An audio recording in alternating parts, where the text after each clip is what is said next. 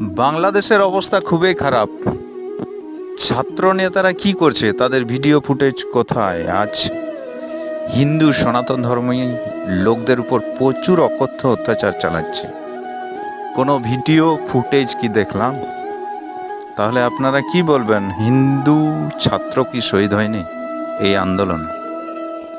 আসলে মূল উদ্দেশ্য কিছু মানুষের, যারা পুঁজিপাতি করতে ইচ্ছুক, মানুষকে লেলিয়ে দিয়েছে আর হিন্দু সনাতন ধর্মকে ভাগানোর চেষ্টা বাংলাদেশ থেকে।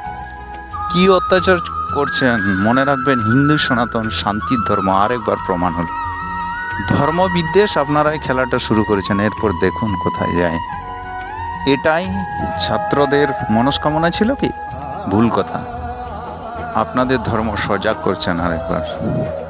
জোর করে কোনো ধর্মের প্রতিষ্ঠা করা যায় না, মনে